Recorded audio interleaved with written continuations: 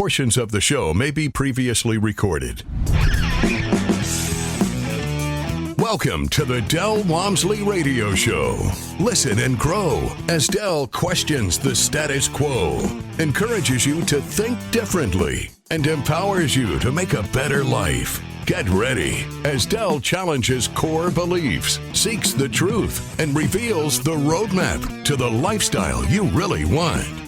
And now your host, multi-millionaire, national award-winning investor, CEO and founder of Lifestyles Unlimited, Del Walmsley. Welcome to the Del Walmsley Radio Show, where the hype ends and the help begins. I'm your host, Del Walmsley, and as always, we're working on your financial freedom. Well, my friends, I was sitting around this morning, actually the last couple of days, just sort of wondering something. And that is, does anybody out there that's not already financially free really understand what financial freedom means to a person? Now, I looked up some definitions this morning to try to see if I could come up with something that was really enlightening. But I didn't really find anything. I think most of the definitions are written by people who still have jobs that are writing articles. And they don't really know what it means to be financially free. I didn't really see anything that really grabbed me and said, wow, that's the kind of information I'd like to put out there on the airwaves for people to listen to. So I'm going to have to try to just kind of give you a sense of what it's like. A sense that you can do whatever you want, whenever you want, with whomever you want, and not worry about it. That seems such a simple statement. But there's so many people, like, here's an example of definition. Financial freedom usually means having enough savings and financial investments and cash on hand to afford the kind of life we desire for ourselves and our families. I didn't see anything there about any free time. I didn't see anything about time to do whatever you want. I didn't see anything in there in that definition about going out there and chasing your dreams, whatever they may be. I don't see anything in that has anything to do with what financial freedom really means. One of the things it means is getting up whenever you want. I used to get up at 10 o'clock, just sleeping in because I just felt so good to not have to get up. Now that I have little doggies, little puppies, I got to get them up at 6:30, let them out so they don't go to the bathroom. And so I've just chosen to wake up at 6:30 for them. And yet what that's done for me is to make me realize that from like 7 till 10, this 3 hours I was just sleeping away, it's really beautiful outside. It's really nice. And I'm sitting in my backyard and I'm looking at my swimming pools and my mountains, my cliffs, my waterfalls coming off those cliffs. I'm looking at my ponds and my pond gardens, and I'm looking at all my flower gardens, and I'm looking at my palms and my trees, and everything out there is just so beautiful. Of course, it's spring. It's that time of year where everything is beautiful, but I'm just sitting there, having a cup of coffee, relaxing, thinking, this is financial freedom. This is what it's all about.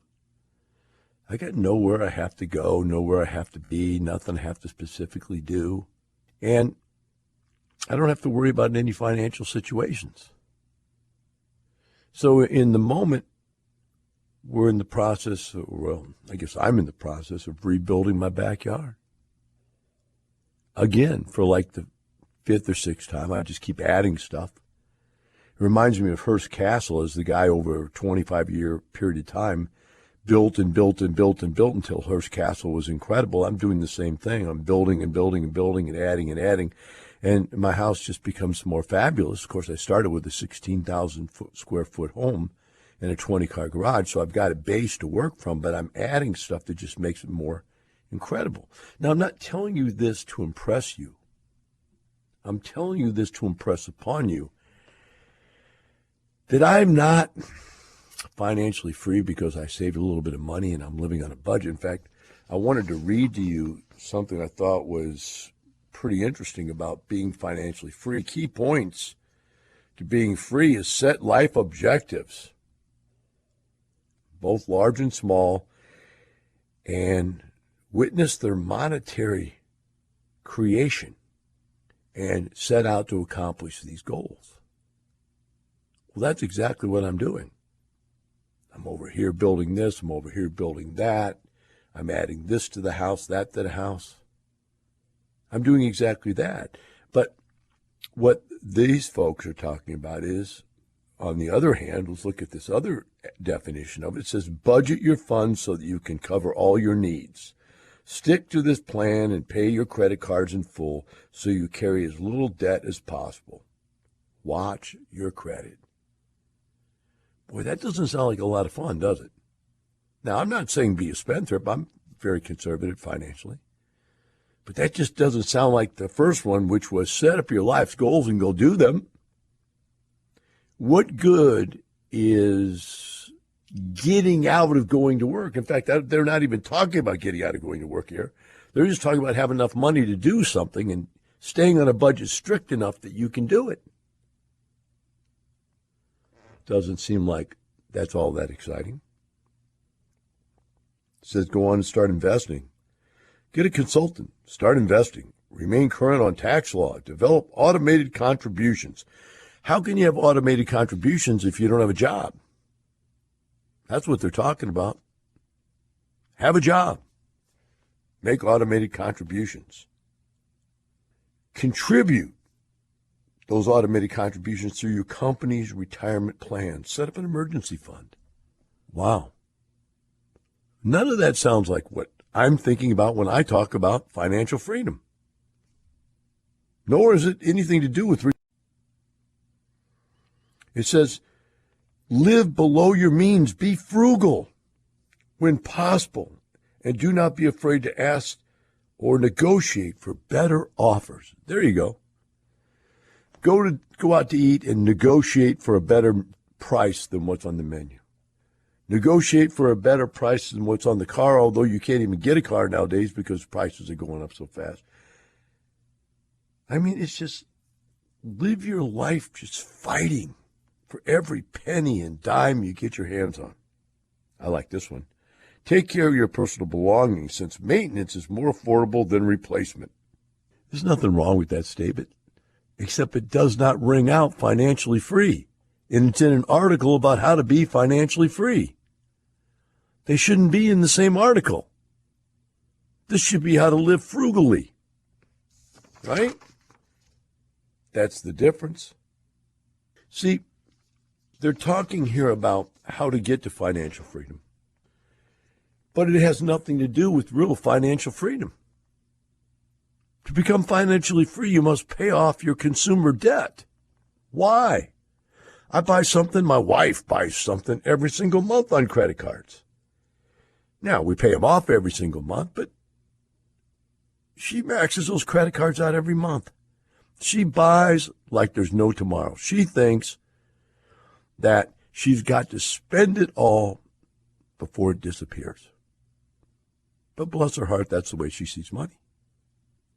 She's got to have everything. Everything she sees, she wants. But would it be financial freedom to her if we just said, well, we don't have a job, but we can't spend any money? I don't think that would be financial freedom to her in any way, shape, or form, to be honest with you. There'd be nothing enjoyable about that. She'd rather be working. She'd rather me be working than to not be able to spend money.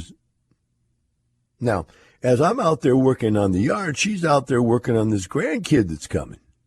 My gosh, preparatory grandchild money. Unbelievable amount of money. I don't know. They're buying, but they're sure buying a lot of stuff. Preparatory stuff.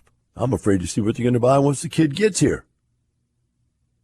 But that's what's important to someone who's financially free, is to be able to do what they want, with whom they want, when they want, and not have to look over their shoulder and budget and scrimp and save. I'm really discussing the periphery of financial freedom? What's on the outside edge of it? What does it really mean? People talk about how to get there and how to do it and this all the time, but I don't think people that write these articles really know what financial freedom is. Do you have any idea? So here's one statement. It means growing savings and enabling us to retire or pursue the career we want without being driven by earnings, a set salary or a set salary each year. That's not what financial freedom is. Not at all. I'm not growing my savings to do that. Right? I'm not retiring to pursue the career I want. I already have the career I want. I retired from the career I wanted. It's none of that. Here's a little bit closer statement. Financial freedom means our money is working for us rather than the other way around. That's closer. I mean, my money's working hard right now. Think about it this way. You go to the Dave Ramsey course and they tell you to pay off your home. The median price home right now is $400,000, $450,000, whatever. That's not average, which would be more like $500,000. And that's not California, where it'd be more like $1 million, right? So let's just say $500,000. And if you had $500,000 in that paid in full house, but instead of having a paid in full house, you had a house with a mortgage, and you had the $500,000, and you had it at work in an investment that does typically what our investments do, which is 10 years ago, double in value every year or two. 5 years ago, double in value every 2 to 3 years. Now, more likely to double in value every 3 years. So that 500 become worth $1 million over some period of time, and earn 10% per year. So 10% of 500,000 is $50,000 a year. And since it's tax deferred income, and because it's passive income, you don't pay Social Security or Medicare, and the income tax are deferred. And how long are they deferred? As long as you want to defer them. You could defer them the rest of your life and never pay them and die and never pay them. So basically making it tax-free. So $50,000 is equivalent to earning $75,000 of taxable income, maybe even more, maybe more like $80,000 depending. So here you are able to replace your take-home income simply by not having a paid-in-full house. That's having your money go to work for you instead of you going to work for your money. That's closer to what financial freedom is, right? It's closer. I look at these things, and they talk about your life objectives. What are your life objectives? Right? And what gets in the way of them? They state that we're burdened with increasing debt, monetary emergencies, excessive consumer spending, and other problems that keep us from reaching our most meaningful financial objectives. Such challenges confront everybody. That's their statement. But if that's the case, why did we get here? How did we get to financially free if we're all confronting these same monetary emergencies, excessive consumer spending, rapid inflation, lack of the government's help in doing the right thing, government doing everything wrong, excessive taxes? All of these things are against us. Why were we able to find financial freedom? And I would suggest to you that it's because we have a clear definition of what financial freedom is, and that none of this stuff is important. That really what's important is replacing your earned income with passive income, to where you have the income just like you had when you're working, but you just don't have to go to work for it. It's not an amount of savings, it's an amount of income. So Another article here goes into financial freedom means you have enough financial resources to pay for your living expenses and allow you to afford many of your life's goals without having to work or otherwise commit any time to the effort to generate money. Then he goes on and says, these resources might include one or both of the following. 1, independent income. Independent income means you have a business. That would be like an apartment complex. It would be like rental houses. Any type of a small business where it produces income for you. Government benefits or other sources of regular payments that do not require you to work or exchange money for time. So it can't be a business where you have to go in and turn the key. We call it turnkey business. Unless you go there each day and turn the key and open the door and turn on the lights, it doesn't work. You have to have a business where I put a tenant in a house and they pay me money every month for a year. I got to talk to them again at the end of the year and say, do you want to sign the lease again?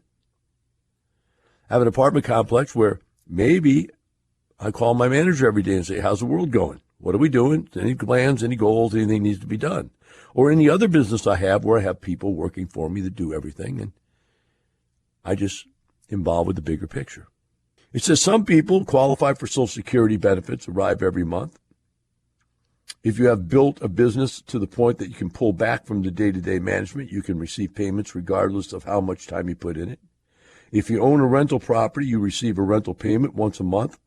Although property management often requires property maintenance and runs the risk of renting to a tenant who misses one of the payments. Now, here's an interesting point.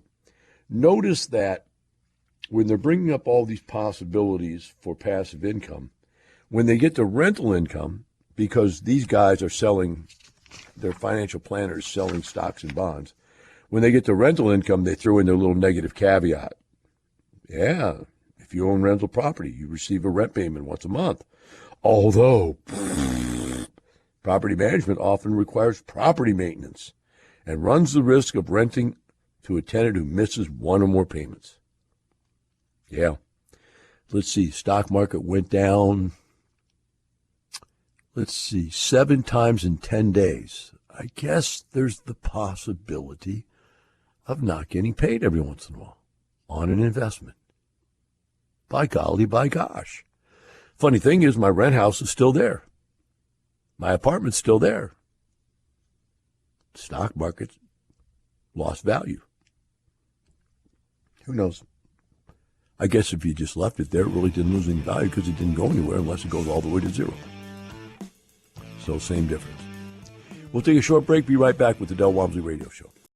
Del Walmsley on the economy and politics. What happens if the economy turns around and goes back down now the Democrats are in power, or inflation becomes rampant and all of a sudden it becomes very difficult to do business? I was listening to an economist the other day, and he pulled out this chart of GDP. He said, look, here's what I want you to do. He said, tell me anywhere from 1950 to 2021 where the Democrats took power and where the Republicans took power. He said, point it out for me. And the truth of the matter is you can't tell. If you're sitting on the sidelines waiting to see what the politicians are going to do, or waiting to see what the economy is going to do, if you're trying to predict the future, stop. Politicians and the economy have no bearing on your success or failure. Only you do. Register for the next live online free workshop. We'll unfold the map to retirement in 5 years or less, regardless of what's going on in the world. It's the same proven strategies we've been using for 30 years, through every political party and economic cycle you can think of. Register at lifestylesunlimitedworkshop.com. Welcome back to Del Walmsley Radio Show. Today we've been discussing financial freedom. And we're talking about the fact that I don't think a heck of a lot of people actually know what financial freedom is, or really even can sense what financial freedom really is. To be able to do what you want, when you want, with whomever you want, anytime you want, have enough money to do it, et cetera, et cetera, et cetera. But let's move on here. So the next part of it says, this can be true for many people so long as they start investing early, in their 20s, 30s, or even 40s. Boom. Then it stops and says, however, those who wait until their 50s or later to start investing will lack sufficient time to take advantage of the power of compounding interest. Folks, this is crazy. You know, my statement has been forever. When I first started, I said you could retire in 2 to 7 years. Then we brought it down to 2 to 5 years because most people were doing it in 5 or less. And now most of the people are screaming 2 to 3 years. I'm not making a claim of anything, but I'm just telling you what they're screaming. In fact, David's got a whole group of people they're calling the twos. Deuces. Deuces are wild. I retired in 2 years or less. And they're not retiring at 20 years of age, my friends. They're retiring at 50, 60 years of age, too, also, in addition to. And not because they've been doing this for 20 or 30 years, because they did the right thing for 2 or 3 years and made a difference. And that's really the key to it all.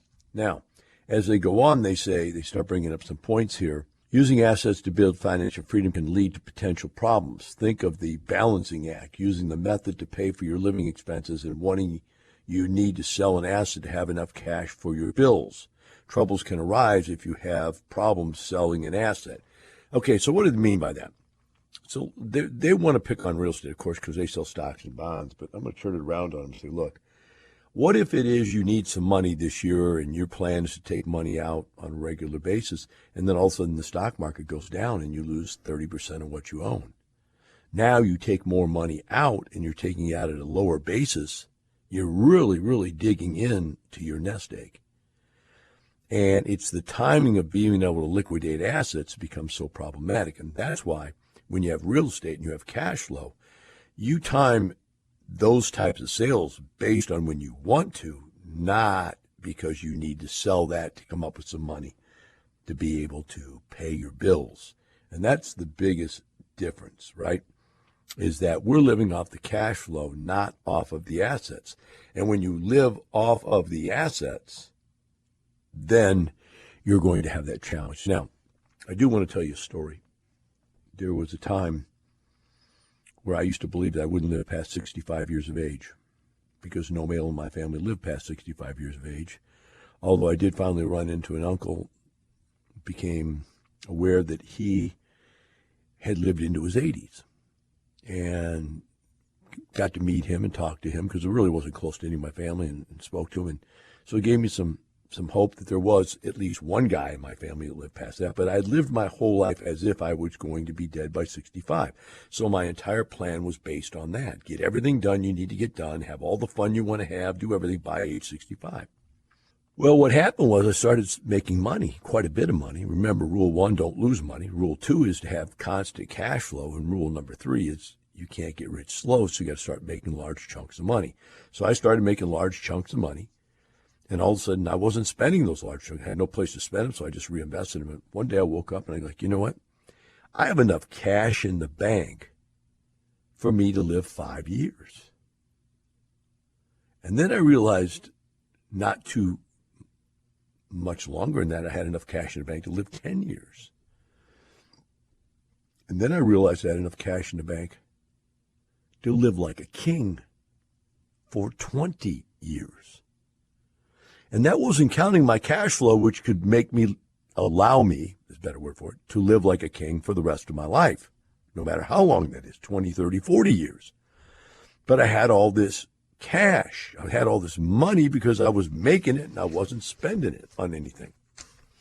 And every year I reinvest and buy more and buy more and buy more. And because I buy more, I have more assets to cash flow. And because I buy more, I make more money because I have more investments. And it's long since got to the point where cashing out anything is even a problem. Now, I'm not saying that you're going to get there right away, but I'm saying you're going to build up, as you get wealthier, a cash position. So not only will your assets grow, as in the number of properties you own grow, as in the size of the properties you own grow, but also your cash position will grow because it's just the natural outcome of having all these assets producing income. I mean, you set pretty much your standard of living. Now, you can change it. I took a big standard of living change when I moved from a $200,000 home up into a $500,000 home. I took a big standard of living change when I went from a $500,000 home to a 16,000 square foot home. Big change, right?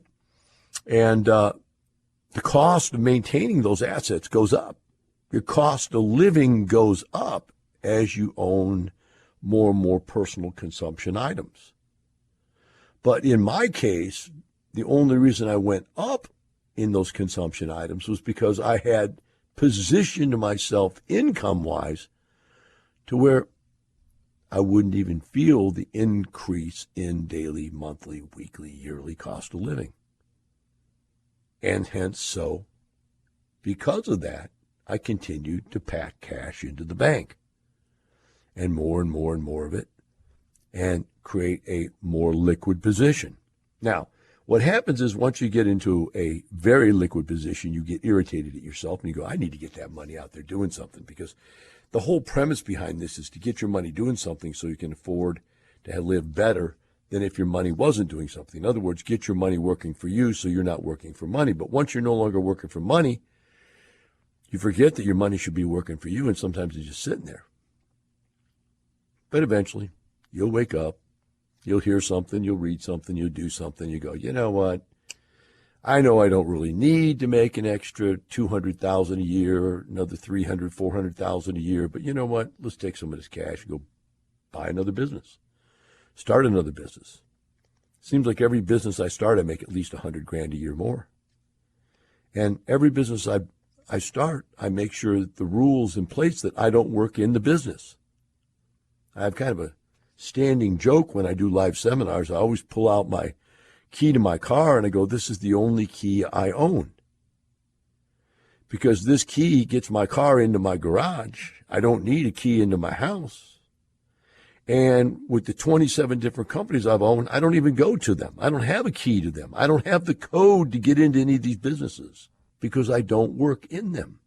I own them. Sometimes I work on them. I'm involved with them. I make decisions about them, but I don't get up and go to work to them. I work on my businesses, not in my businesses. And that's the joke of the key. Another joke that I have that really irritates people sometimes, people go, can I have your card? I go, I don't have a card. I go, what do you mean you don't have a card? I don't have a card. You need a job to have a card. I have no reason for you to call me. If you have anything you need to deal with, you need to contact one of my people. Because I have people for everything.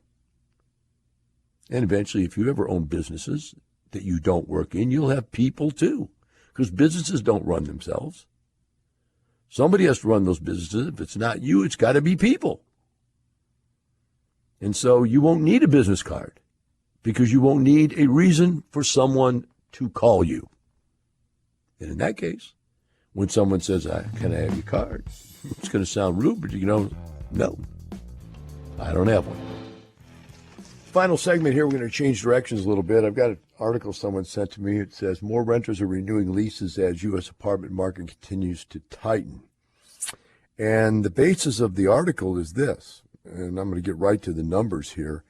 It's saying 57% of tenants are staying at the unit they're in instead of looking around. Now, pre-COVID, that wasn't the case. People like to move to new apartments. You know, you get a new unit, you get everything brand new again, start over, and you get a New Year's lease and, brand new stuff. But now people are staying. They're not moving. That started during COVID, and that's pretty much understandable because it was hard to get a place and it was hard to do anything during COVID. But what has surprised everybody is that after COVID's restrictions have been released, it's still happening. And if you look into the numbers, it's pretty obvious why that is. And I'm trying to find the exact numbers on here because I should have highlighted them. 57% of tenants are staying where they're at now, compared to only 51% were staying in 2010. So that's a 3.5% difference, but that's not really the number I was looking for. Here it is. Here's the number I'm looking for. In part, that's because a renter will likely pay less for their current apartment than if they were to move to another one in the same area.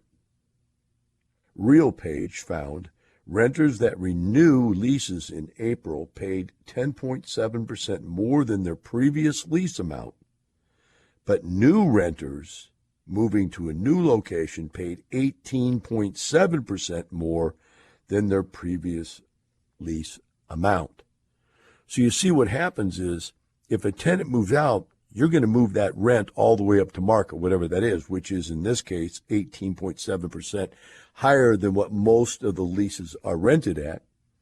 Whereas if somebody stays and you don't have to do a make ready, you don't have to have advertising, marketing, and leasing costs, you can afford to let them stay for only 10.7% more and pretty much be even on the game because you didn't have to spend all the money to turn the unit over. So that benefits the people staying, that benefits the landlord. They have less vacancy, less turnover, less cost, etc. So I think that's an interesting thing. People are staying put where they're at. Occupancies are still very, very high. Very high demand for places to live. As of now, I don't see that changing, but it could. And why do I say that? I say it could because there's so much inflation going on right now that there's the possibility that people are just not going to be able to afford to live on their own and they're going to have to double up. In other words, grown adult kids are going to have to move back in with their parents. Friends that move in together, maybe two people rent a unit together. Anything you can do to cut the cost of housing because it's so high and because the cost of everything else is so high that somewhere along the line, something's going to have to give at some point. That's just an opinion. I'm not reading that out of any factual materials here that I've read. That's just my own personal belief that, man, if they don't get this, and I don't believe they will get this inflation under control, I think it's going to put some real pressure on families' budgets in the near future. So there's an interesting one. Not as much turnover. That's good for landlords. Here's the next one. Dallas considers restricting home sales for real estate investors. All right, so prices in Dallas have gone wild. They're just incredibly high. In fact, I don't know if I've even got the article here. This says how much they're up. Texas has jumped 22% year over year in March.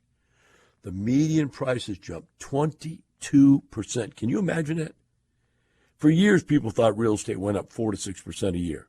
22% from last year. And people can't afford that, right? I mean, how do you afford a 22% increase in the cost of living in housing, which is, and interestingly enough, it is about 30% of your cost of living. Now, when I first started real estate, we would screen people under the assumption that it was 1/4 of their cost of living, so they had to make 4 times income of what the rent was. Nowadays, they're screening people that it's 1/3 of their income, so you have to make 3 times. I'm telling you, in low-income housing, senior housing, and so forth, I'm seeing people looking at it as if it's only, as if it's half of their housing. In other words, they have to make double what the rent is. In other words, 50% of their total cost of living is going to housing. So what is Dallas doing to try to stop this? Dallas is considering a law that will restrict how many rental houses out-of-state, out-of-country owners can have. They're following a law that was created up in Canada. Canada supposedly stopped the problem of outside buyers jacking the prices up. People from all over the world coming in with massive amounts of money and nowhere to put it, putting it in their real estate by disallowing those people from buying. Canada restricts how many foreign investors can come into your market and buy up your real estate, said David Nogueira, the Dallas Director of Housing. Canada banned foreign investors from buying homes for 2 years to start with. Along with considering our own policy, the city may push for state legislation. That's the Dallas Director of Housing explaining how Canada tackled the problem and how they're looking at tackling the problem the same way. In other words, start limiting who can buy the real estate. Concept, if we don't let the foreigners buy it, we don't let investors buy it, then homeowners will be fighting homeowners over the prices, and it will stay being sold to people who can afford to buy it, to live in it. And more housing will go to owner-occupied type housing. That's basically the concept. Whether that'll work or not, no idea. It seems to me that everything in the economy, like a water balloon, squeeze one end of the water balloon, everything squeezed out the other side. We'll see. Either way, remember this, it's not the money, it's the lifestyle. Have a wonderful day. We'll see you tomorrow. The information and opinions you hear on the Del Walmsley radio show are those of the host, Del Walmsley, his guests, and his callers, and do not necessarily reflect the opinions of this station, its affiliates, its management, or advertisers. The Del Walmsley show is for entertainment purposes only. Please consult a professional regarding your personal investment needs. Nothing presented on the Del Walmsley show constitutes an endorsement, recommendation, offer, or solicitation to buy or sell any product or security.